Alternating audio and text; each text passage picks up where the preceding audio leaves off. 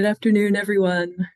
Welcome back to the SRA seminar series. Today we have a talk by Professor Arvind Narayanan, Resistance or Harm Reduction. So for those of you who don't know me, my name's Avery Slater. I'm assistant professor in the Department of English at the University of Toronto. I'm also faculty fellow at the Schwartz Reisman Institute for Technology and Society. Before we begin today, I'd like to take a moment to acknowledge the land on which the University of Toronto operates. For thousands of years, Toronto has been the traditional land of the Huron-Wendat, the Seneca, and most recently, the Mississaugas of the Credit River. Today, this land is still home to many Indigenous people working to reclaim their rights to self-determination. We're grateful to have the opportunity to live and work on this land. Although we are joining from different places today here on Zoom, we invite you to reflect on the history and relations of the land that you are situated on. So some logistics before we begin today. Our session is being recorded, and today the talk consists of 4 case studies. Professor Narayanan has said that he prefers that we would take some questions in between each of those case studies. So we'll have a slightly different format today. Time permitting, at the end, we will also have a general Q&A. As per our usual procedure, our team will ask you to unmute once it's your turn to speak. So you can use the raise hand function and we'll come to you as it's your turn. So without further ado, I'd also like to introduce today's speaker, Arvind Narayanan. Arvind Narayanan is professor of computer science at Princeton University. He's the director of the Center for Information Technology Policy as well. He's co-authored the textbook, Fairness and Machine Learning, Limitations and Opportunities. That textbook is available for free online, and it's also forthcoming in print from MIT Press. He's currently co-authoring a book about AI snake oil. Arvind led the Princeton Web Transparency and Accountability Project to uncover how companies collect and use our personal information. His work was among the first to show how machine learning reflects cultural stereotypes. And his doctoral research showed the fundamental limits of de-identification. Arvind is a recipient of the Presidential Early Career Award for Scientists and Engineers. He's twice a recipient of the Privacy Enhancing Technologies Award and a 3-time recipient of the Privacy Papers for Policymakers Award. So without further ado, Arvind, the floor is yours. We're looking forward to your talk. Thank you, Avery, for that kind introduction. Hi, everyone. It's my pleasure to be here. Let me frame the topic this way. If you're in the tech ethics community, you might have felt that it's a community that is often filled with internal fighting. And I've been thinking about this a lot over the last few years. And I gradually started to realize that it's because of a high-level philosophical split that often comes up in terms of what to do about technology-enabled harms. And even if you're not part of this community, even if you care for none of this inside baseball, and frankly, I have little patience for it, I think this philosophical split is actually a really good way to understand some of the profound issues that are raised by technology and the ethical concerns that come with it.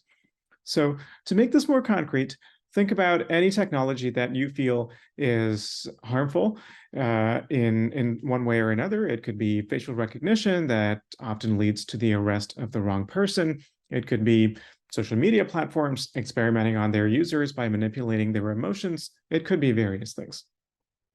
So what should one do about these types of technology harms? I want to claim that there are these 2 broad approaches, resistance and harm reduction. So let me explain what I mean by each of those. Resistance is simply pushing back against the development and certainly the deployment of those potentially harmful technologies.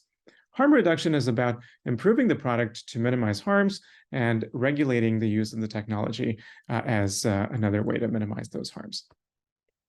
You might think, why is this a split? It's not a perfect split, but I think it is an important high-level distinction. And I think the distinction matters because it is true that we can do both. We can do both as a society, as a community, but as an individual, I think it's actually pretty hard to do both. Partly because of the kind of work that's involved is so different, but also because, more importantly, your political commitments are going to be different depending on which approach you choose to a particular problem. And specifically, resistance aims to challenge the power of the company or the government that is deploying this technology. In contrast, harm reduction is all about cooperating with the company. That's the approach that you need to take there. And I've experienced this myself. I worked for 15 years in privacy. And in particular, I was interested in third-party tracking, the kind of invisible spying that goes on our devices to collect these dossiers of personal information that is then used for hyper-personalized targeted advertising. And my position there was one of resistance. It's not that I felt that we should find different ways of doing so-called privacy-preserving targeted advertising. My view was that that was an oxymoron and that this type of targeted advertising simply needed to stop. And I knew that it would be hard to stop it because the entire business model of the internet is focused around that. But that's the position that I took. And in particular, one of the things that entailed, this adversarial position to what companies were doing meant that I could never take money from tech companies. And that was a very significant structural constraint on how I ran my research group. And so when you think about, what this kind of thing entails, both the intellectual commitments and the political commitments that you make, it's really going to be hard to kind of flit from one to the other.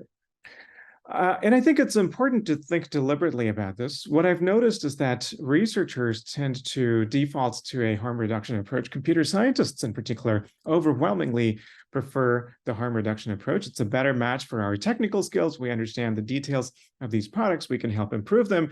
It's also a better match for, the fact that we often receive money from tech companies and we're perhaps uncomfortable with the kind of positions that resistance involves taking and the kinds of things that it involves doing. Whereas activists, in my experience at least, tend to default to resistance for kind of complementary reasons. And I want to claim, and the main message of this talk is that it's not always one or the other that's better. It really depends on what the problem is. And it's important to figure that out because taking the wrong approach incurs serious costs. If we take a resistance approach, then we're going to, if harm reduction is the right approach, and I'll explain why I think harm reduction could be the right approach in some cases. But in those cases, if we take a resistance approach, then there could be many benefits of the technology, including to the very populations that activists are aiming to serve, which we might miss out on.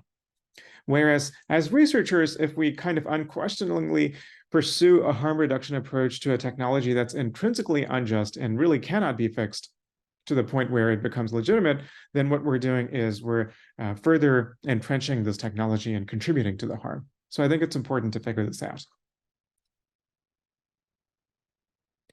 And here's an example. This plays out all the time. This is from about a month ago. This is Eva Galperin at the Electronic Frontier Foundation talking about a debate that came up with Chrome. Apparently, the Electronic Frontier Foundation built a Chrome extension to cut down on privacy, and so they got a lot of pushback. Eva here is advocating for the harm reduction approach. And in this particular context, I very much agree with this. And in a particular case, it might seem like one or the other is the obvious approach, but in general, which approach are we going to take? I think that is a challenging question. And I'm giving this example just to show that this is very much a recurring debate. This is from a month ago because I first made these slides a month ago. I promise you that I could go online now and find something from this week where this debate comes up, right? It's just absolutely recurring high-level philosophical distinction between two ways of looking at these problems. So to summarize what I've said so far, I think different technologies call for one or the other approach, and it's important to figure out what is the right approach in a particular case. And this is a recurring debate. It explains a lot of these differences that come up over and over again. And I think we should debate this question rather than doing whatever it is that we're most comfortable with. So I'm going to do this through 4 case studies. I just wanted to quickly check for a minute if there's anything I can clarify at this point, if the setup that I have described to you makes sense.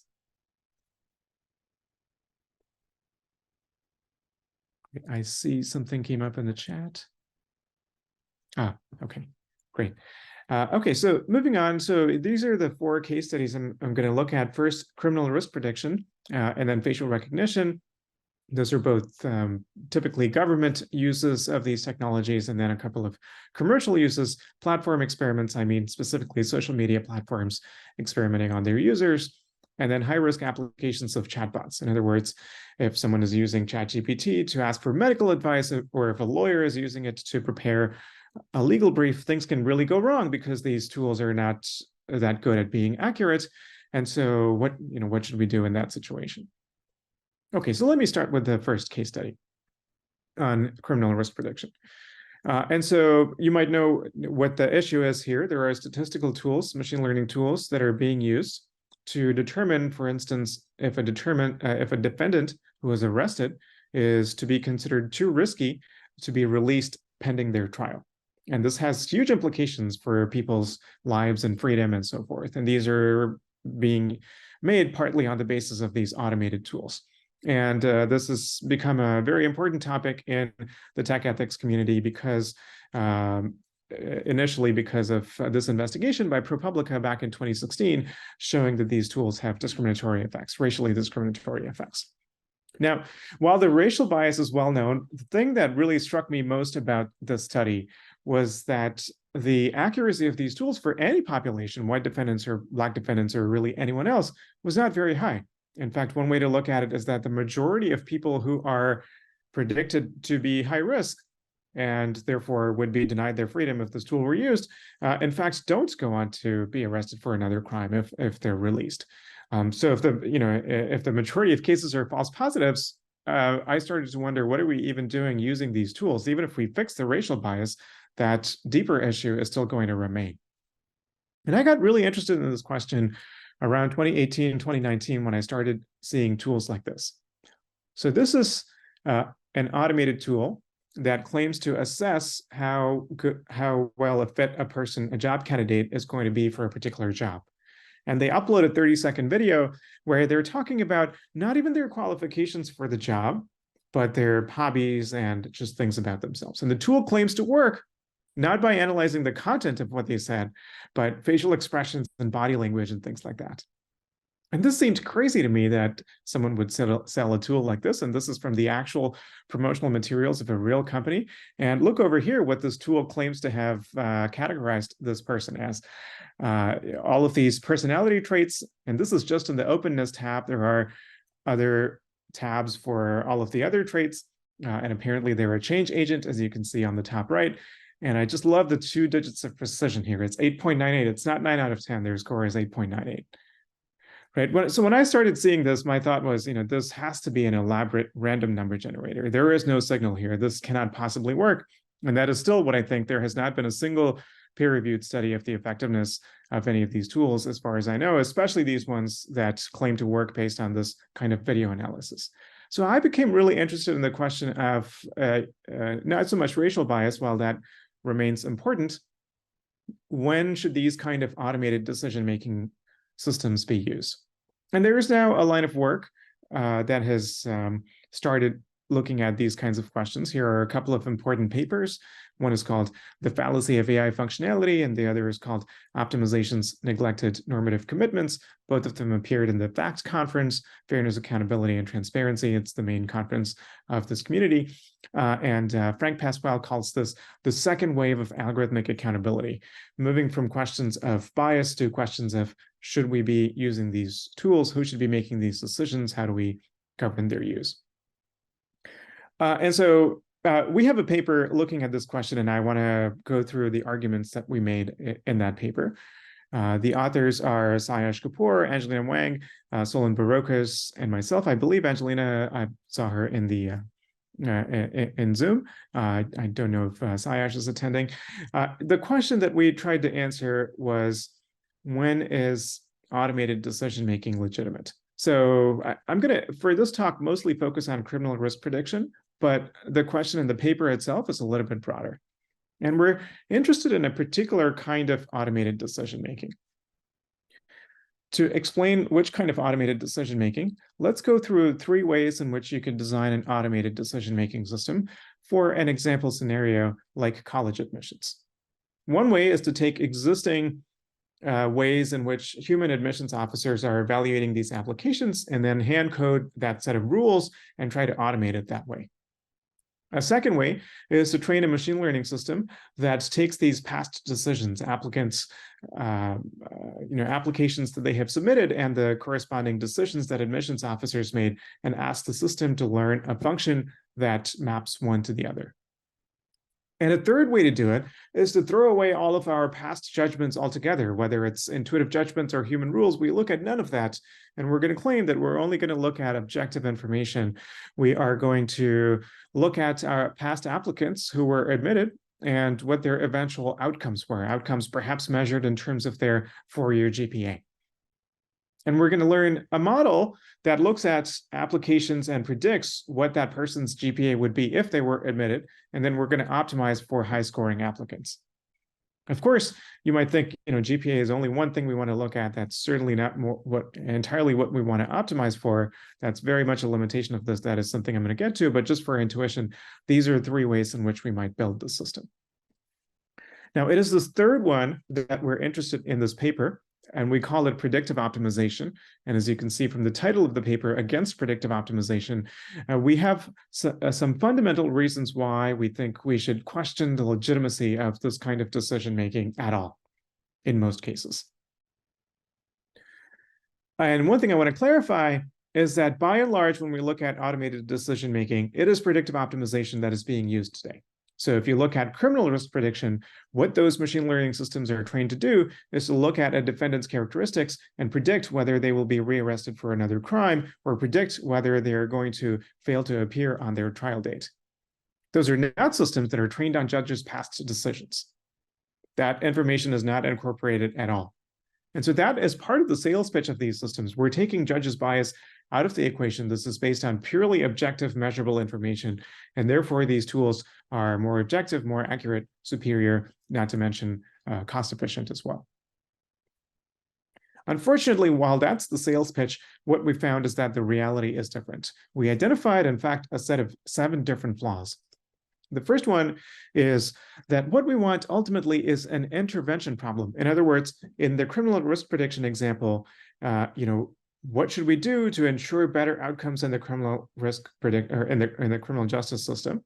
Instead, the only way that these automated decision-making tools are able to formulate that problem is as a prediction problem. Will this person be rearrested? Will they appear in court? And when we do that, we miss out on something really important. And here's an example of something really important. There was a really nice paper in Science, I think 2 years ago, by a lab called Ideas 42 and other collaborators, who looked at why is it that so often criminal defendants don't appear in court? And one thing they hypothesized is that maybe in many cases, people are simply forgetting to show up, or the summons that is sent to their homes by mail demanding them to appear in court is so confusing that they actually don't understand what is being asked of them. And so to test this, they designed an intervention where they sent text message reminders to defendants of their upcoming date, and they also redesigned the summons form. And they found that this actually led to a massive drop in the rate of failure to appear. It went down from 41% to 26%. So it could be that some individual or some groups of people have this negative outcome, failing to appear in court because of,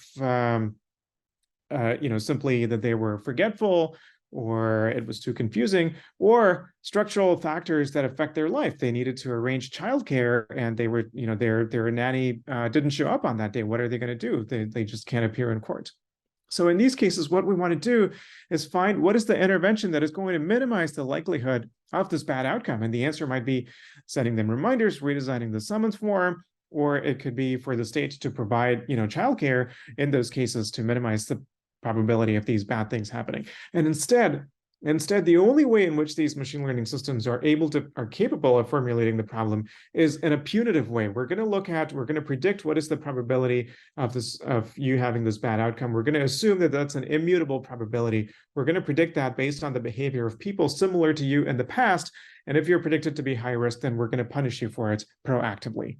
So that way of looking at the problem even just seems so profoundly unjust to me. So that's the first flaw. And the second is there's always going to be a difference between what it is we're trying to predict, even if we formulate it as a prediction problem. So setting aside point number one, what it is we want to predict, and what it is we're going to be able to measure in order to feed so-called ground truth into the system. So in criminal risk prediction, we often want to predict failure to appear and future crime. Those are the two main outcomes we're interested in. Failure to appear is okay. We can mostly measure it objectively. But future crime is not observable. So universally, the proxy for that is used is, are they going to be rearrested for a crime? And the minute we replace crime with rearrest for crime, we've incorporated all the biases of policing. So if the police are more likely to arrest certain kinds of people based on race or geography or whatever, then inevitably that bias is going to get baked into the model. And not just the bias, it just changes the prediction problem that we're trying to solve. And even if there weren't a bias there, it would still be problematic. And a third and fourth are related issues. Let me actually do number 4 first. So even if we ignore number 1 and number 2, the idea of trying to predict future crime, it just, to me, it seems like an affront to common sense. Of course, we can't predict that ahead of time. But when AI and machine learning are involved, somehow people seem to be willing to suspend common sense. And when we look at the data, the accuracies that these tools are able to produce are somewhere between 60 and 70%, depending on what it is you're measuring, binary accuracy or AUC, area under the curve. And those accuracies are only slightly better than random. And it's only slightly better than random despite solving an easier prediction problem because it incorporates the biases of policing and other types of biases. So let me explain what I mean. Make the assumption that there is no signal in the data. We actually have no ability to predict who is going to commit another crime. However, conditional on committing another crime, the police are likely to arrest certain types of people preferentially. That actually introduces signal into the data that is going to bump up the accuracy of these tools. But in fact, that represents purely a bias, which we don't want to count as a success of this tool. In fact, it's a failure of this tool, right? So even taking that into account, the accuracy, if it's something like 60 to 70%, the real accuracy of it, if we had access to some hypothetical perfect unbiased data, is going to be even less, slightly more accurate than the flip of a coin. And we're making these massively consequential decisions about people's lives based on that kind of tool. And it gets even worse. And so that is number 3. I should have really swapped them. So what number 3 is getting at is that even if in a particular setting the tool has high accuracy, the way that these systems are deployed is to be trained once and then applied all across the country or in a variety of different scenarios. And when you start doing that, the accuracy is going to degrade even further. A good example of this is a tool called the Public Safety Assessments by Arnold Ventures, which is another of these criminal risk prediction tools. It's trained on 1.5 million defendants across the country. And so it's calibrated based on these national averages. But when you take this tool that kind of works okay on average and apply it to specific jurisdictions, it can go badly wrong because an investigative journalistic report found that in some cases, in some locations, the baseline probability of crime of rearrest is 1/10 the national average. That means that this tool is configured to detain and arrest 10 times the number of people that is actually justified, or that would be justified. And so that's called the distribution shift problem in machine learning. It is, it's an area of research. People are working on it. We don't have perfect solutions. So for many of these, there are ways in which we can change the setting of supervised machine learning and do tweaks to it and try to address some of these problems. But the more we do that, the more we try to address these problems, the more we're getting away from the promise of predictive optimization, the promise of a one-size-fits-all tool, an off-the-shelf tool that these companies are selling to governments and to other companies in a hiring context, for instance. So even to the extent that these tools are fixable, I think they're going to renege on the promises that are being made in the process of selling these tools. And then the bias and discrimination issue, that's number 5. And specifically what we're saying here is not simply that there is going to be disparate performance between groups. Maybe to some extent that's fixable. However, it's a deeper issue. There are different notions of what we mean by fairness to different subpopulations or groups. And those notions are in conflict with each other. And the reasons for those technical conflicts, these statistical impossibility theorems that say you can't have both these notions of fairness at the same time, the reason for that is because there are profound moral differences underlying that motivate those different statistical notions of fairness. And when we're delegating the hard problem of adjudicating between these different fairness notions to these private for-profit companies, what we're doing is we're taking this profound moral question that really the court system and society should be democratically figuring out, and we're outsourcing that to this private company, and that we think is fundamentally normatively unjustified.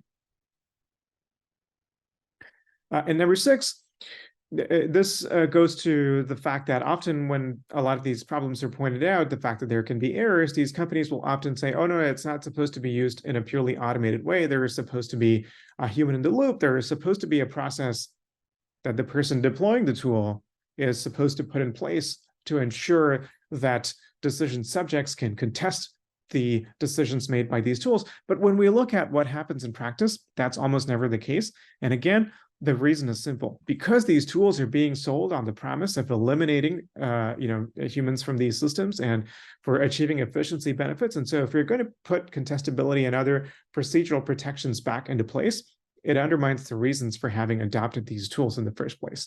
So we think these vendors are almost universally performing a kind of bait and switch. And finally, this is the last one. Predictive optimization, this whole approach to decision-making, doesn't account for strategic behavior. So going back to this Compass tool that ProPublica investigated, it is based on a questionnaire consisting of 137 questions that the police officer or whoever is supposed to administer to the defendant. And some of those questions are about the number of prior arrests and things like that, which kind of makes sense in the context of what the tool is trying to predict. But some of those questions are about personality. How often do you feel bored and things like that? And so obviously defendants are confused by these questions and want to know how best to answer them in order to improve their chances. I mean, who wouldn't if you were facing detention for a period of years, perhaps, before your trial date comes up? And the company's response to this, believe it or not, is, oh, no, there is no correct answer. Answer it however you think is most accurate. No correct answer? That's nonsense. Clearly, one of the responses to how often do you feel bored is going to increase your predicted risk, and the other one is going to decrease it. That's why the question is in there. So which one is it? The company is not willing to be transparent because they know that if they did so, there would be strategic behavior. People would try to modify their answers in order to have the best chances in terms of the prediction, and that would undercut the very purpose of the system. So these predictive optimization systems only work, even if you remove objections 1 through 6, they can only work if they're shrouded in secrecy, and the decision subjects don't understand how they work and how their behavior is going to affect the predictions that they're going to get.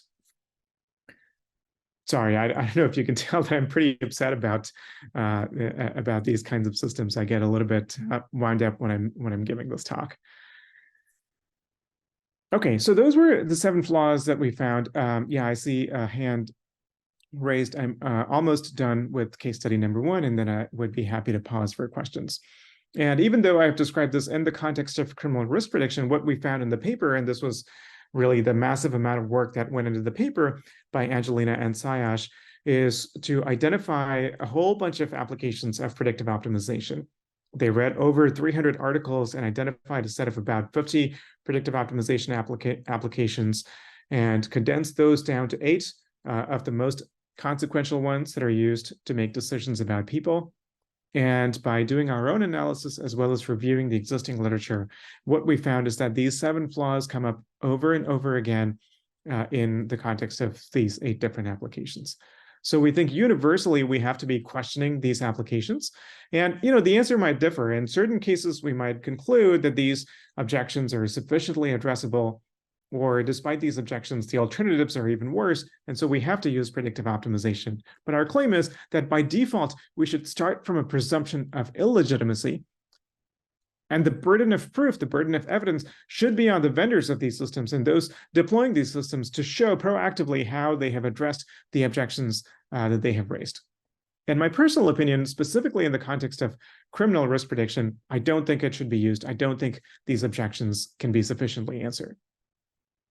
I have one last point I want to make about this case study, and then happy to have a discussion about this. Very curious to hear your thoughts.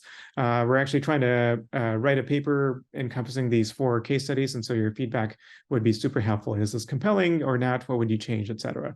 So the last point I want to make is I want to come back to this issue of discrimination and bias, which, while important, has so dominated this conversation that the more profound question of should we be using these systems has not been sufficiently answered.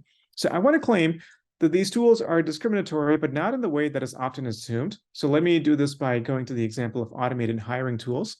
I think the vendors of these automated hiring tools that analyze people's CVs, they have been more or less adequately able to fix the racial and other biases in these systems at the level of individual decisions. But that's not the whole story. There is a different and much more important structural way in which these systems are discriminatory, which is that if someone's hiring, let's say, a faculty member or a CEO or any kind of high pay, high status position, none of those people, none of us in this room are being put through this demeaning process where you're basically being interviewed by a bot, right? And you're not told why it is you were rejected for this position. Overwhelmingly, these tools are used for low status jobs, which are not valued as much by the companies that are doing the hiring. And it's those folks in the numbers of tens of millions in the US today who are being put through these, I think, fundamentally unjust systems that demean them and do not give them a chance to state their case in front of a human who might be better positioned to evaluate their suitability for the job. Okay, so that is my spiel there, and that is my argument for the resistance position to automated decision-making systems, certain types of automated decision-making, notably criminal risk prediction systems. There are lots of folks with their hands up, and perhaps Avery, perhaps you could call on them. Yeah, great. Okay, so let's start with Jameson. Then we have a question from Elliot and Ram. And we'll be asking you to unmute. So as soon as you get that message, go ahead. Yeah. Hello, thank you. That was a great presentation. I became curious when you stated something about the predictive optimization and the shrouding in secrecy. And then I kind of read a little bit about what you asserted about transparency. And I do develop decision support systems, and I understand one of the risks of using that it is the presentation of the results out of context to end users versus the value that the individual factors and components that led up to that decision are like probably very important as part of when you're using the product of a decision support system to move forward, whether you're a judge or a prison administrator deciding to segregate your people based on risk, or a social assignment is something. So, and in addition, you cited something about how you had to shroud it in secrecy to secure it from a manipulation. And I would argue that the whole point of a decision support system, not only to administer in an optimal environment, is to also give the participants who are being measured in that system the opportunity to improve, because they're going to do it, just whether it's a positive improvement of going to school or attempting to reduce whatever behavior it is that causes them to, fall within a particular zone in that decision support system's indicator system. So, the transparency for me, the whole point I was getting is just the transparency part is, I think, what a lot of us might be missing in these support systems, and that information is, really vendor is just going to sell you what you want in that moment, and for that immediate need, maybe, the whole planned obsolescence where they always want to come back and give you an upgrade. So I don't know if you can blame a vendor necessarily versus people who are purchasing it and raising the awareness of what we're supposed to be using these for versus, I'm not sure what your objective is, but I know what mine is. Yeah, thank you. I appreciate that feedback. One thing I should clarify is that our paper is about these systems as they're being developed and deployed today. It is certainly possible that they could be developed in a much more transparent way. But to go back to the example that I used, the vendor of the compass system, who was called Northpoint, and then changed their name now to Equivant because there was so much bad press about their system. In any case, it's an empirical fact, I think, that they're not being transparent. They're asking defendants questions like, how often are you bored? And then use that to make a risk prediction. So it is that that we were responding to, but I appreciate that. Thank you. Okay, great. So Ram, actually, Elliot's put the hand down. Hi, Arvind. That was a wonderful presentation. I really enjoyed reading your fact paper. Well, I agree with some of the flaws that you mentioned, which are inherent to predictive optimization, such as prediction, decision confusions, distribution shifts, etc. I'm wondering, why was contestability included in the list? Because I think contestability, at least to my knowledge, largely falls outside of the predictive optimization paradigm, right? It definitely falls within the purview of ML system as a whole, but it's not a flaw that is inherent to predictive optimization, such as unpredictability or distribution shift, right? So I also checked the rubric that accompanied this paper. It was really interesting to see that and it feels like that some users can satisfy contestability if they provide explanations or justification, which in themselves are contestable, right? So what do you think about this factor? Yeah, thank you. I appreciate that. So completely agree that contestability is different from the other items on that list. We put it on there for two reasons. One is that satisfying contestability in the context of predictive optimization is different, and I would argue harder than with other kinds of automated decision making. If you have a rule-based system, it's very easy. You show the decision subject the rule that led to their decision. But if you have a system that translates how often are you bored as one factor in some risk, then contestability is harder. And the second is just an empirical observation of what is going on with these vendors. And again, we think it's a bait and switch. We have a blog post with many, many examples of this. In the fine print, they will say, it's on you, whoever is deploying the system, in order to make it contestable. But out of the other side of their mouth, the way they sell these tools is as a way to really cut your costs. And we think both of those promises are in tension, and it is that tension that we want to highlight. Thank you. So Elliot is back. Elliot? Hello. Hi, Arvind. My internet's a bit spotty, so I hope you can hear the question. But I basically want to ask you the claim that predictive optimization is illegitimate by default. Could that apply more broadly than just to machine predictions? So, for example, like in the criminal justice context, the risk assessment tool is, I guess, used by a judge as an extra bit of information. But you had talked earlier on about the difference between sort of mitigating harms and resistance. And I'm thinking a little bit about, well, should our efforts be focused on critiquing the tool? Maybe, I mean, if you were an activist, you might be critiquing cash bail more broadly. Is there a danger that what looks like resistance is actually harm mitigation in another lens? So yeah, sorry, a bit of a jumble there, but any reflections you would have, I'd be interested to hear. So in other words, you can look at the technical subsystem, or you can look at the overall decision-making system. And depending on which level you look at, the right approach might be different, or what is resistance in one case might be harm mitigation in another. Is that kind of what you were getting at? Yeah, I completely agree. This kind of unit of analysis question is something that I have struggled with a lot in writing this talk. there's so many different ways to look at it. So one way of punitive analysis is, should we look at criminal justice and other domains individually, or should we look at predictive optimization as a whole? And then should we look at the technical component of the system or the whole system? And I agree that based on these choices, I think the analysis is going to be slightly different. And so we don't offer our paper as in itself definitive. We offer it as an input to activists who might then do the domain-specific work of considering the overall system that includes, how the judge is using it, et cetera, and then tailor their whatever it is, resistance or harm mitigation to that domain based on that holistic understanding. And we don't claim to have that holistic understanding. And so the input that we provide to activists is a set of, I think, around 28 questions or so based on our analysis that they can then use to guide the way in which they decide to contest or harm mitigate a particular application. If you don't mind me asking a very quick follow-up, I know there are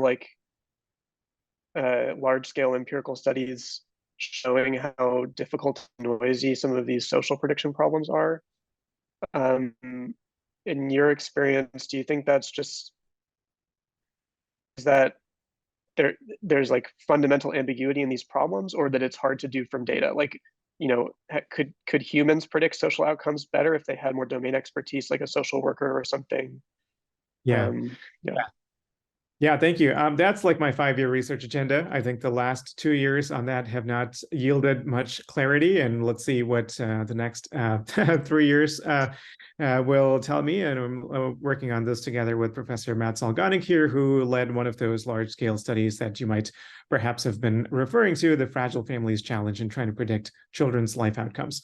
And I think it's a little bit of both. I think it's not that humans would do better, but if you were to hypothetically, for instance, surveil all 8 billion people in the world, then you might be able to build better models. I think the dimensionality of the data, in terms of the number of features and the complexity of the phenomenon, et cetera, is much higher compared to the small number of rows that we are working with in these data sets. I think that's part of the challenge. But even with that, I think we're going to run into intrinsic limits, and large parts of this analysis will still hold, even if you consider it in a hypothetical optimal predictive system. Right. So 2 other questions just came in. Arvind, do you want to take 2 more questions or keep going? Yeah, let's maybe take them quickly. Maybe I can take those questions together, and then I'll move to the next case study. Okay, great. So Torin and then Cheyenne, please. Hello, yes. So you've criticized predictive optimization, and I was wondering if you had some sort of positive alternative to it. How should people be making decisions? For example, if you don't automate the task but have a human make the decision, how do you know what the human is doing internally is not some sort of worse form of predictive optimization? Sure. Thank you. Yeah, we addressed this in the paper. Oh, I did say, well, I'll take both questions together. I apologize. Maybe let's go to Cheyenne. Yeah, hi. So I study risk prediction in child welfare systems. And over the past 6 or 7 years, I've deeply studied how caseworkers in child welfare systems actually make decisions. And in a lot of cases, they don't want to make decisions from these kinds of tools, but they're often mandated to use some kind of computerized decision support system. So I think that when having this discussion, well, 2 things. I was wondering if I could get your reaction on these kind of mandates that exist. So yes, we can philosophically be opposed to the imposition of these systems, but when legislators impose mandates, then what are they to do? Number 1. Number 2, we found that it's not as if, in child welfare systems, caseworkers are actually not opposed to some kind of AI. They just don't want it in risk prediction. And I was wondering if you could speculate on what kinds of AI or algorithmic tools might exist in these kinds of high-risk decision-making spaces that's not risk prediction. Thanks. Yeah, thank you. I think those questions are actually pretty related. I'll take them in the reverse order. I think there are variants of these tools that I would very much be in favor of. Rather than viewing them as decision-making, you can take very similar statistical models and apply them for providing insights to decision makers about the patterns in your data, what it is that is predictive of success or failure in a particular field, that then becomes an input to human decision makers and policymakers, rather than trying to, kind of wrest control away from them. And similarly, that also goes to your point about caseworkers. My way to understand this through a kind of theoretical social science lens is this beautiful book called Street Level Bureaucrats. It's from many decades ago. Lipsky is the author. Street level bureaucrats are people like caseworkers, like police officers. These are people who work in a bureaucracy and are the ones that translate higher level policy into individual adjudication. And one thing about street level bureaucrats is that there is always a tension, a power struggle between those individual operators and the high level policymakers. That it might be legislators, it might be people running the child welfare system, et cetera. And the reason this tension exists is because often the policymakers actually want to minimize the discretion of caseworkers or street level bureaucrats precisely because they're so worried about bias. But in being worried about bias and in taking away their discretion and in mandating these kinds of tools, I think they introduce other forms of injustice. And so to figure out what has to be the right relationship between these two levels, I think the discussion has to be broadened beyond these risk prediction tools themselves. And I think we need to ask the sociological question of what is the right balance of power between these two levels, and how can each of them, as well as the public, keep each other accountable. And so it's that deeper question that I think is going to throw light on what is the right role of risk prediction tools here. And to go back quickly to Torrent's earlier question about what is the alternative, we have a section on this in the paper, but very briefly, we think, and similar to my answer to Shayan's question, I think risk prediction or this kind of statistical analysis has a role as one component in a broader policy, as one input to policymakers. And the example we go through in the paper is COVID vaccine allocation.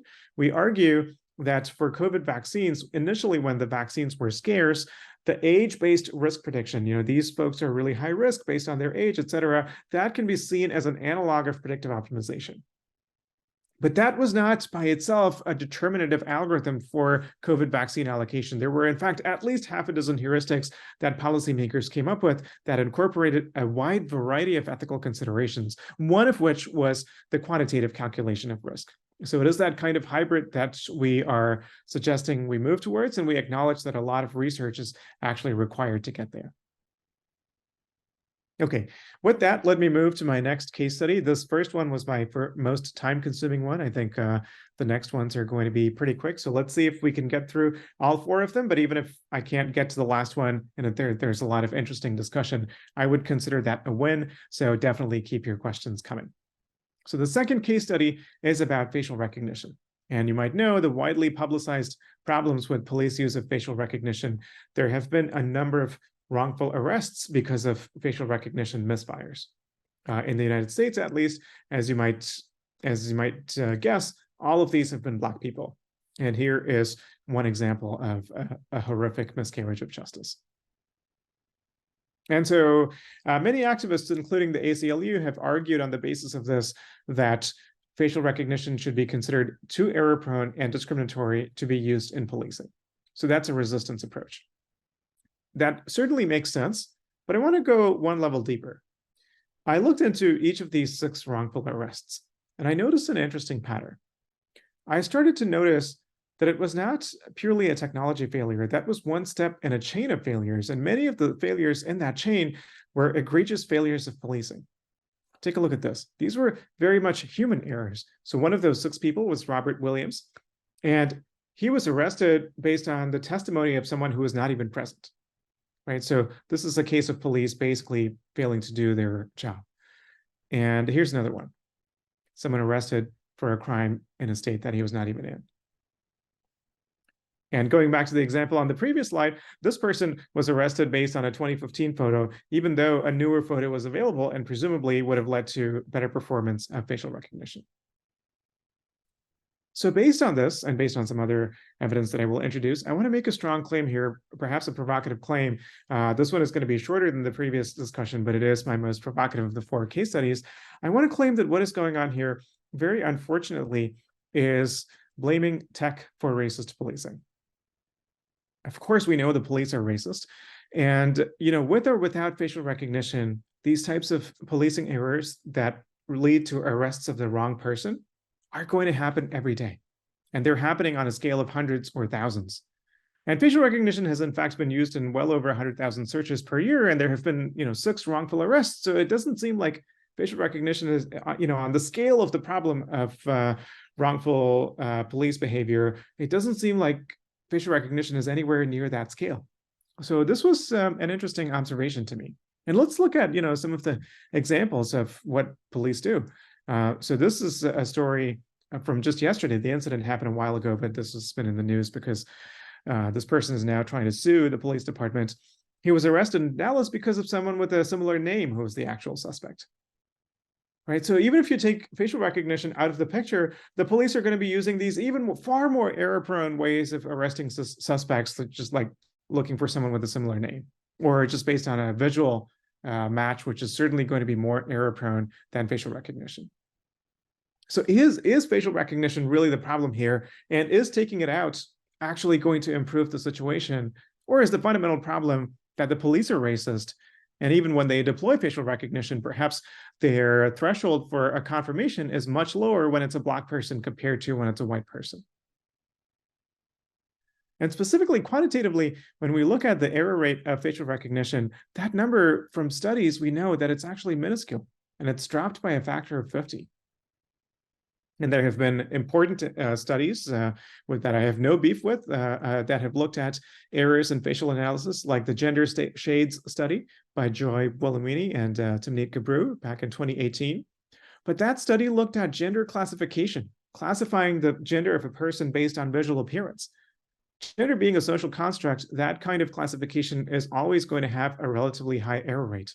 And yes, there were massive racial disparities and intersectional disparities. Those disparities have been largely mitigated after the study came out. The more important point I want to make, though, is that I'm not advocating for gender classification or facial analysis or emotion recognition based on a person's photo or any of these things that I consider to be much more dubious.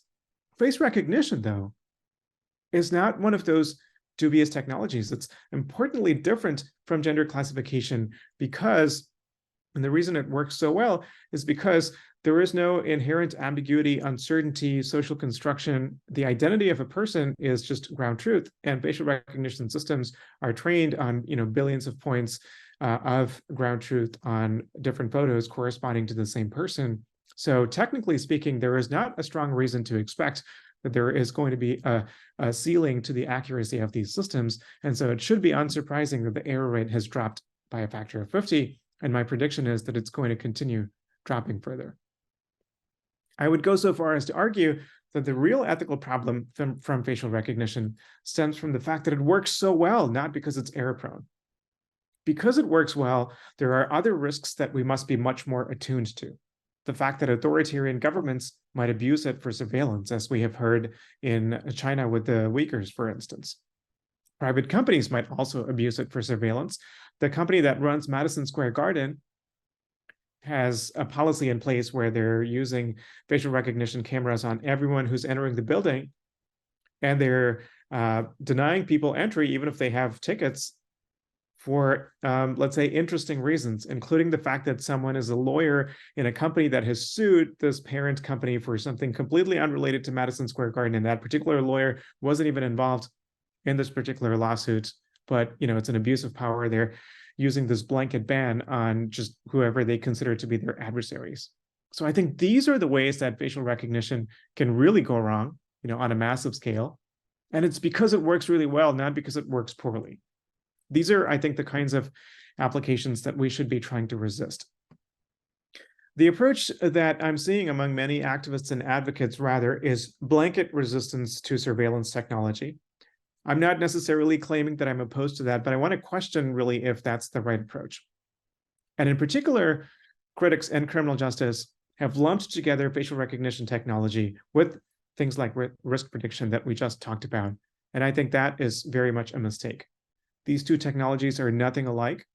One of them has fundamental limits to prediction and the other one does not. And empirically, their failure rates are different by orders of magnitude, by at least like 3 orders of magnitude. And so I want to suggest that we should take a different approach. And blanket resistance, and by blanket resistance, I mean not particular applications of facial recognition, but simply to the research on surveillance technology and to the deployment of surveillance technology at all in any particular application. Maybe that's still the right approach. Maybe the fact that there are these really harmful applications still justifies this, but our justification shouldn't be, I think, based on the claim that it's very error prone, because it's really not. And if we have blanket resistance, it also has moral downsides. It misses out on important benefits. So Clearview AI, a company that we all love to hate, I think for largely legitimate reasons, has also been used in ways that I hope most of us will agree with. The Department of Homeland Security has used it in thousands of cold cases involving child exploitation. And hundreds of those children can now be identified based on images posted by their abusers on social media and can hopefully be rescued. So I think if we oppose all surveillance technology, we also miss out on these potential benefits. In contrast to blanket resistance, a harm reduction approach would instead focus on identifying certain uses that benefit society and definitely resisting clearly inappropriate uses. I think we should be resisting, mass surveillance, for instance. I don't think anybody in the civil liberties community is really disputing that. But what I'm trying to question is whether, in cases like police use of facial recognition, we should be trying to resist it, or should we be developing guardrails to prevent abuse, guardrails which already exist. We know how to put those guardrails in place. We just need the legislation and other political changes to actually do so, including auditing police use of facial recognition, not just the technology itself, but the way in which police are using it. And of course, if it turns out that in a particular scenario it's error prone or discriminatory, we shouldn't use it. But if that's not the case, then I want to question if resistance is the right approach. So I want to say, maybe since this was a short case study, shall I maybe do one more and then take questions? We have about a half hour left.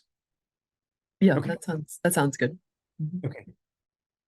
So here I'm going to shift gears. So far I've been talking about government use of technology. This one is going to be about private platforms, particularly social media platforms. And the first screenshot here is one of the most famous tech ethics case studies that many of us may be familiar with. This was from back in 2013, 2014. Facebook ran an experiment where they changed the news feeds of millions of users to see slightly more or slightly less of positive content showing positive emotions compared to negative emotions. And what they wanted to test was whether that intervention, in fact, makes that person sad, as measured by what they then post in the future. And so this study was widely criticized on at least 3 important grounds. One is that there was no informed consent. And the second is that this was used for the data was used for an unexpected purpose. So when we get on social media, we have some understanding of the purposes for which this app exists and for which our data will be used. And the study was a violation of that. And concrete harms to subjects. Some people might have mental health challenges, for instance, for whom altering the feed in this way can have much more serious consequences than it might have for a typical user. So I used to teach this case study for a lot of the reasons that you see on the slide. Today, I teach this case study as an example of how I think I went really wrong. I'm not going to exactly defend Facebook here. I think Facebook should have done a lot of things differently. But this idea that I had in my mind, and which from talking to the tech ethics community at the time, that many people had in their minds, of this resistance approach to platform experiments, this idea that there is something inherently harmful and wrong about doing these kinds of experiments, I think is very much wrong, and in fact, directionally wrong, in the opposite direction, I think, of what we should be pushing for. Let me explain what I mean. When I look at the way in which the tech ethics community reacted to the Facebook study, I think I see a number of flaws. I don't want to particularly point any fingers here, but certainly I had all of these flaws in my own analysis of the situation and in my own teaching a few years ago. So here are the flaws. The first one, I think, is an over-reliance on moral intuition. The idea of this powerful entity experimenting on people it just triggers something in us. It just feels morally wrong. And that's an example of moral intuition. Moral intuition is a concept that is studied in philosophy. Sorry, give me one moment to do something with my slide here. Okay, here's where I wanted to get to. This is the definition of moral intuition.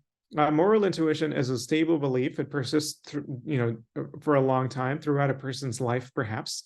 It's an immediate belief. You don't need to think about it to have a feeling that you're opposed to this kind of experiment. And it is confidently held. And even if, I come up with empirical evidence showing that by experimenting on people, we can do good things like, developing drugs, for instance, people might confidently hold that belief. So that's an example of moral intuition.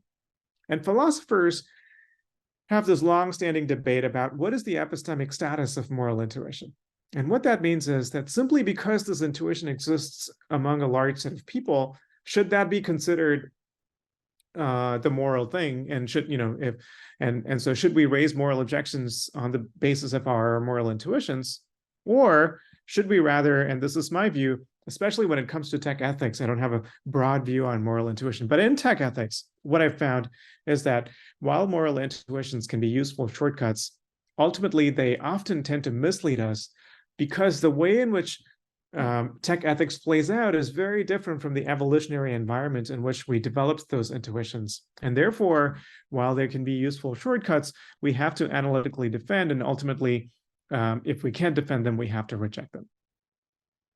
And an example of that, is a lot of people seem to be opposed to the idea of randomized controlled trials in medicine based on some of the surveys that I've seen. So if we were to treat those moral intuitions as inviolate, then we shouldn't be doing randomized controlled trials, and we wouldn't be able to develop drugs anymore. Right? And so that, it's a bit of an extreme analogy, but I think that mostly applies to tech ethics as well. So that, I think, was the first pitfall in the way that I and many others reacted to this. And a little bit of a dirty secret of tech ethics, I think, is that 90% of what goes on is people coming to conclusions based on their intuitions and then finding post hoc ways to justify them. And I think that's very unfortunate. The second flaw here that I want to call out is an over-reliance on ethical principles. And I think ethical principles obviously are important, but kind of in an instrumental way, to the extent that they are useful in a wide variety of circumstances to allow us to come to substantively good conclusions. And if the principle is not doing that for us, then we should question the principle. And one of those principles that I think that we have put way too much stock into is informed consent.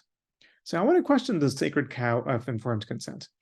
We know that informed consent is perhaps not sufficient, especially if it's not quite informed. When tech companies get get us to click some checkbox, it's not doing anything. But I want to question if informed consent is even really helpful. And I want to question that by looking at not just tech ethics, but in fact, looking at a case where informed consent is considered paradigmatic. It is where we most associate the notion of informed consent with, that is medicine. So I want to question if informed consent is doing any work for us, even in the context of medicine. It seems even crazy to ask that question. But in fact, I want to point you to a beautiful piece of writing by Helen Nissenbaum, whose work many of you may have read. And it is her questioning informed consent here. And I'm going to mostly quote from her and go through this sentence by sentence. Okay, here's what she says. Starting with the obvious, informed consent protocols are often used in cases like surgery, even though it is unlikely that patients fully grasp the details. We're terrible at assessing probabilities and understanding risks, etc. So why are they still used? She says, it is not the consent form itself that is really doing the moral work here, but rather a framework of supporting assurances. So what are those what is that framework of supporting assurances in medicine? She talks about the years of study that doctors go through, their certifications, oversight, professional codes, and for some reason, the system has an interest in our well-being, whatever that reason is. We have faith in that system. We believe in the benevolence of these certain institutions. So if you took that out of the picture, if you took these supporting assurances out of the picture, informed consent would, of course, mean nothing. And she says, even though this is far from perfect, there have been many breaches, they have evolved over centuries, and we do have some amount of trust in the system. And it is that makes us say yes to the consent form. It is not the information provided in the form itself. And she points out that in tech ethics, we don't have this. Facebook doesn't have a similarly trusted position. And therefore, and I would argue, I'm not trying to put words in her mouth, I would argue that even if Facebook had sought people's informed consent, it would mean nothing because Facebook does not exist in the context of this framework of supporting assurances. So if informed consent would have meant nothing, then why are we trying to insist on it? Okay, so going back to this list, so I think there was an over-reliance on these principles, and this is an interesting one. So I think a lot of the reason why people often object to these specific experiments or specific products released by companies is as a proxy way of contesting the company's power itself. People are very uncomfortable about the amount of power that Facebook has over them and over individuals and over society. And it's hard to directly contest that power in a broad way. We can advocate for legislation, but we know how successful that's been. And so contesting Facebook's ability to exercise this power is, in a way, contesting that power itself. So, maybe that's the best we can do. Maybe that's the right way to go about it. But if that's what we're doing, we should at least be explicit about it.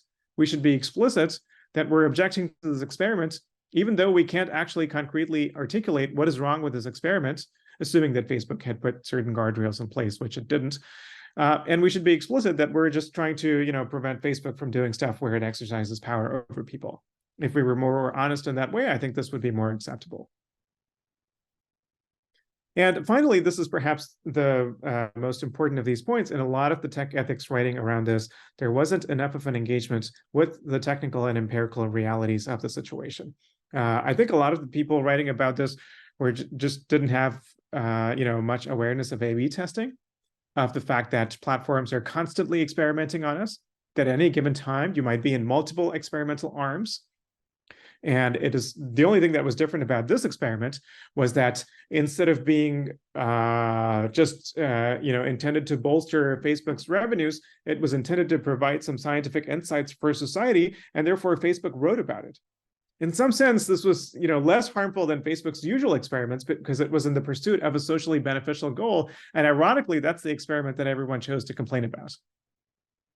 Right? Platforms would not exist without experiments. And today's recommendation algorithms bolt in the idea of experimentation, exploit frameworks, etc. So every time you open up a newsfeed, you're being experimented on, and what you then click on or look at or scroll past is then being used to refine those algorithms. And if we were to seize all experimentation, we would not stop these algorithms and the designers of those algorithms from having these massive effects around how much happy or sad content there is. All that we would be accomplishing is that those decisions would be made in a vacuum of data and in a totally non-transparent way. So I think the objection to this experiment was counterproductive in almost every imaginable way. And if anything, we should be advocating for much more of such experiments with guardrails in place. Again, I want to keep emphasizing that. And just to, the last few points on the slide, there is no way to gain this knowledge other than by experimentation. And if you were to get individuals' consent, then the experiment wouldn't work. It would result in even minor changes of users' behavior that would throw off all the results from that experiment. And so my conclusion is that if anything, companies should have an obligation to experiment. That is what civil society should be pushing for, and for putting those oversight mechanisms in place in order to enable much more of those experiments so that the design of social media can be informed by a set of principles that we have consensus as a society is benefiting not just social media companies' bottom line, but also the societal outcomes that we care about. Okay, so that was case study number 3. Maybe we'll do a few questions and we'll see if we have a little bit of time left for case study number 4. Okay, fascinating. So as before, if people can use the raised hand function, great. Okay, so we do have a question from Ishtiaq Ahmed. Ishtiaq, if you can unmute, I think we're sending you a request now. Great. And then Joanne. Thanks. Great presentation. I just had a question about moral pluralism, actually. So what you say like made a lot of sense, and I definitely agree with that. But I have also been working with communities who are opposed to machine learning as a system level sometimes, because we have communities that says machines should not predict, there's something that God should do. So that's like a one level of moral, like resistance in your word. But then even at a final level, we are seeing differences while, let's say, leveling data, people are taking different positions. So in this kind of like situations, we see this kind of like an internal politics taking place. And when you are either deciding whether you need to use the system or not, you are essentially taking a political side. And sometimes it's not very clear that whether this is morally right or wrong, because there are competing, like moral positions there. I wonder whether you have encountered this kind of situations in your case studies, or what would be your suggestions to approach this? Thanks. I'm not sure if I fully understood the question, but my best attempt to rephrase it is that a lot of the time debates about specific technical decisions might actually be underpinned by big moral differences in people's positions. I do agree that that sort of thing comes up all the time. And I think, one of the things I was emphasizing in some of my slides is that those underlying differences are often not articulated, either because people want to avoid those conflicts or because they want to find proxy ways of adjudicating those conflicts. And I think that is unfortunate. And I think we can only make progress on ethics, whether it's tech ethics or something else, if we're willing to lay our cards on the table and argue about what it is that we actually care about. I know that's a little bit of a superficial answer, but it's the best that I've got. If you may like add like a follow-up question to that, like in a more concrete term, like for example, like we are talking about like experiments here, which basically kind of like a six concrete like an evidence from the field. We know how our city is built up, kind of like like this kind of idea. But like I work with like rural communities who believe in things which are myth-based, which you cannot like like substantiate with like evidences. So in those situations, they come up with like a total different moral framework, and oftentimes like things that they say are labeled as misinformation by social media, like moderators. So in this kind of situation, like what should be morality is a long historical moral debates that like it's not a duty of AI system probably to solve this, but we understand where should we put an AI system there, let's say, even to help the content moderators. Yeah, thank you. So, I mean, I don't have direct experience with the kinds of things you mentioned. People in rural communities might have different epistemic frameworks, different moral frameworks. But what I can speak to a little bit is content moderation. The policies that underlie today's social media content moderation and the enforcement of those policies bake in certain worldviews, what is considered misinformation and what is not. And because those worldviews are not shared by everyone, the very idea of content moderation and removal of misinformation has become this great point of contention. And I think it's precisely an example of not articulating what the underlying position is and trying to debate individual instances of misinformation and content moderation, which are never going to resolve the issue when in fact people disagree about worldviews and things like that. Thank you. Okay, great. So Joanne next, and then we have a question from Jillian Hadfield and Kelly Lines. Yes, thank you so much for your presentation and the examples you provided. I was hoping that you could maybe speak to or reflect on what possibilities are foreclosed when with like the construction of this potentially false binary between resistance and mitigating harm, and if that's something that you've thought of in terms of framing it as a binary. Yeah, thank you. A little bit, yeah. So thanks. I mean, I framed it as a binary just for purposes of discussion. I find it pedagogically helpful. It's often helpful to discuss ideal types, as social scientists call them. These are two kind of prototypical ways of approaching the issue. And then once we understand these ideal types in any given situation, there might be ways to mix and match them. I don't mean to too strongly emphasize the binary, but I've been presenting it because this distinction doesn't really seem to have been formally articulated very much at all. Maybe I've missed it, but that is really my intellectual project here, just to give, give names to these things and identify how they're different from each other. To the extent that to defend a little bit, why I think this might be a binary, just going back to something I said earlier, I think as a community, we need both. But as an individual, for practical political reasons, I have found it hard to do both. And so whenever I approach a particular tech ethics issue, it's been extremely clarifying for me to figure out at the beginning, which of these forks in the road do I want to go down? And in the context of an individual, looking at an individual problem, it often does feel like a fork in the road to me. But as a community, we don't have to settle on one or the other. And maybe one last thing I'll say is so there's often an argument that harm reduction really legitimizes some of these harmful systems and perhaps exacerbates the underlying structural inequality. That's an argument that I have really struggled with a lot. I believe it, but I also don't believe it. I think it might depend on the specific situation. I also think there can be cases where incremental harm reduction can actually accumulate to something that in fact looks like structural change. My co-author Solon Barocas has made this point. So on those points, I'm actually very much confused and I don't have a clear answer. These are questions that I'm struggling with as well. So thank you for raising that. Okay, great. So Jillian Hadfield. Great, thanks. Arvind, thanks for the presentation and also for your work on this, really wonderful to see.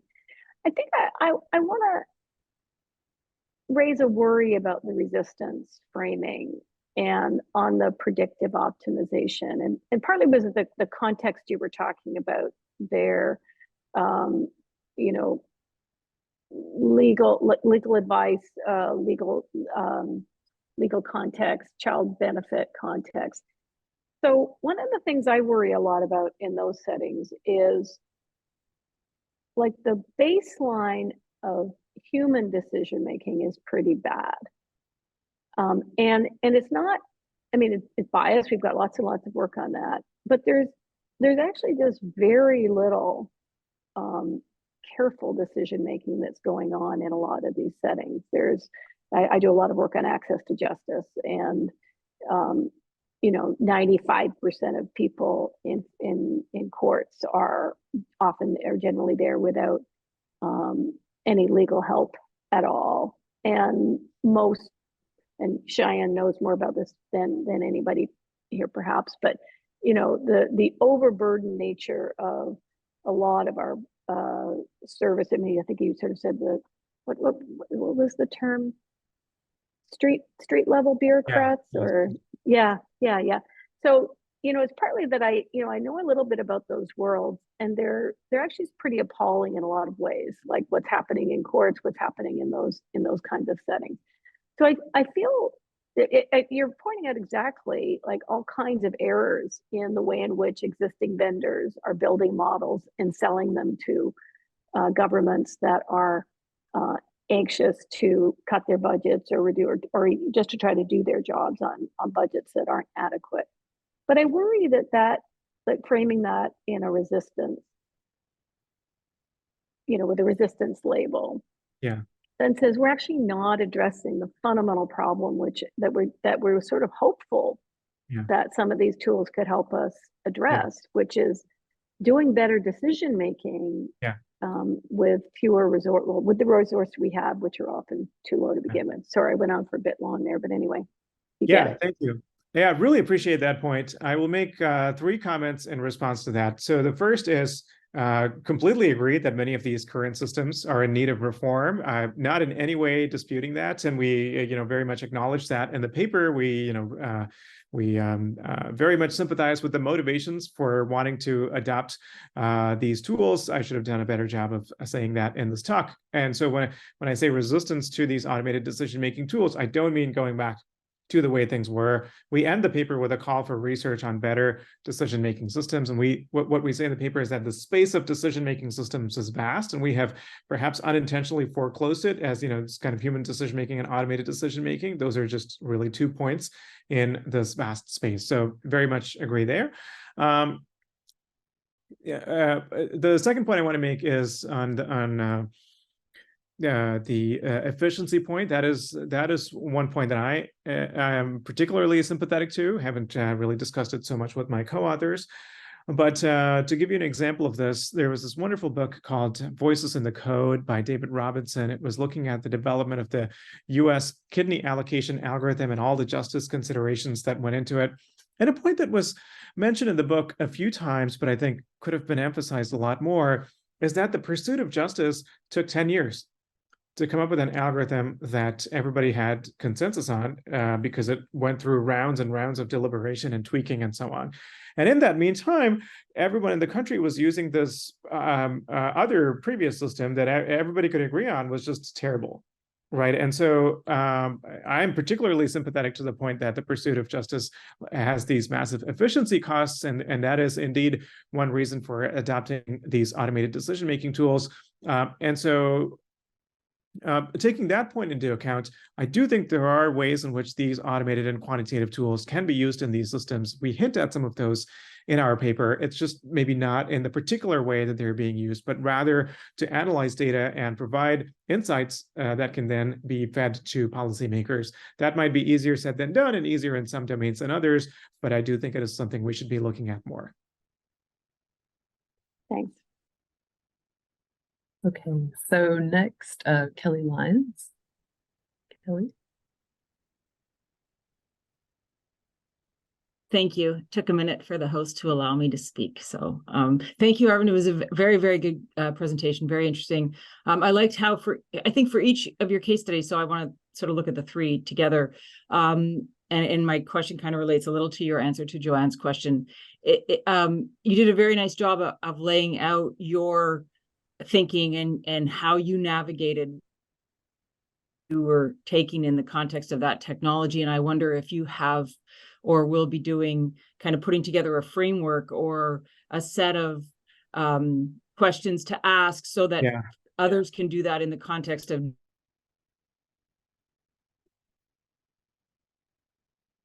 Is it just me, or did we lose Kelly? I think actually somehow the feed. Kelly, are you there? You're frozen. Oh, okay. You're back. I'm not sure. Oh, now it's muted. Yeah, so I think the question was, can there be a kind of framework or rubric, almost a kind of algorithm, not to oversimplify it a bit, to figure out which kind of approach we should take in any given situation? Yeah, I think that's great. I think that would be fantastic. I don't have something ready to go, but in terms of, looking at the factors that have been important to me, one is, are the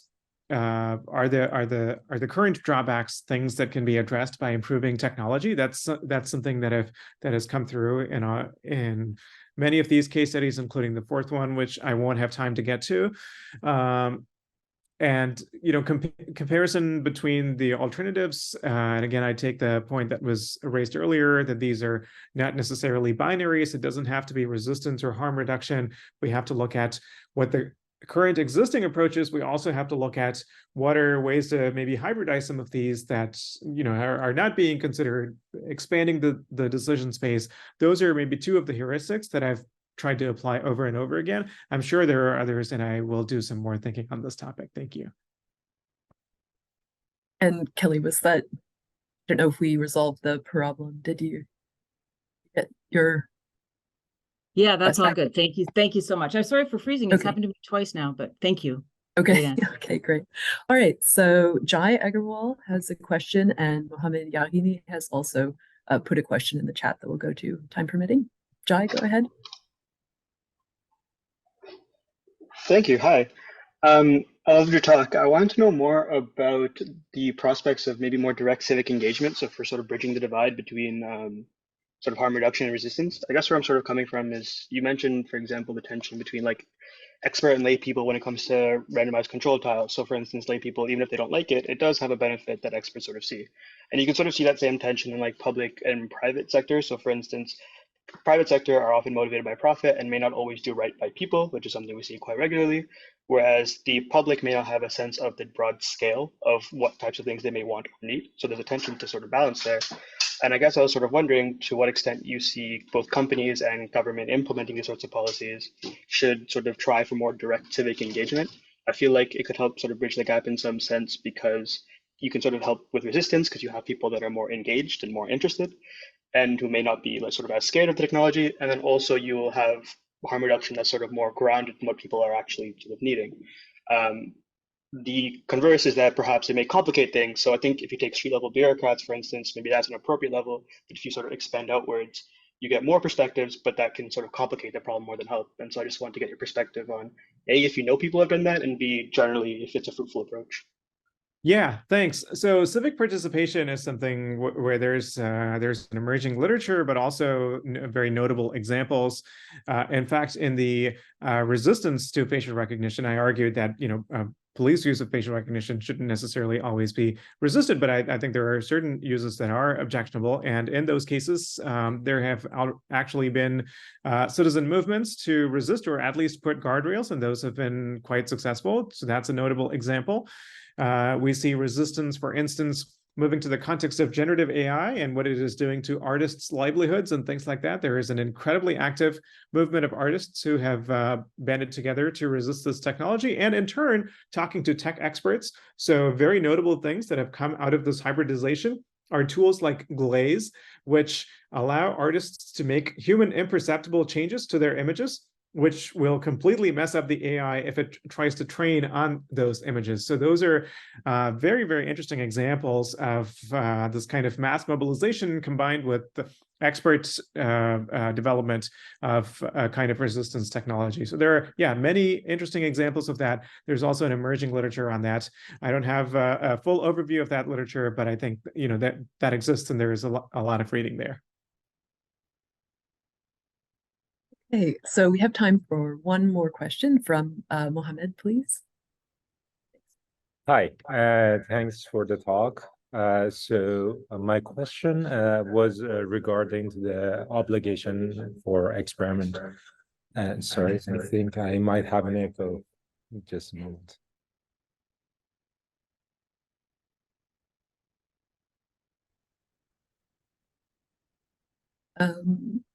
So we're not hearing anything. I can't tell if you're... Okay, yes. Okay, that should be resolved. So my question was, you made the analogy to for social network platforms to have an obligation for experimentation, just like clinical trials. So I have two questions regarding that. First, on the obligation for experimentation, given the scale of the data that these platforms have access to, is an observational study not enough? Do we really need to do interventions that would raise, ethical questions, as you have pointed out? And second of all, I'm not sure it's a great analogy because usually in those clinical trials, we really need to establish a causal relationship between the intervention and the outcome. But given the complexity of the dynamics in the social network, can such a relationship be truly established in a control experiment in the first place? And if not, why even bother at that point? Yeah, thank you. I have a whole nother talk on this. I could talk about this for 1 hour, but I'll say something in 1 minute. I think the answer to the first question is simple. There is so much evidence showing that observational data just doesn't work. And if we use observational data, we actually come to the opposite conclusion that we would if we actually did an intervention. Not necessarily for all questions, but there is an important subset of questions where experiments are unfortunately necessary.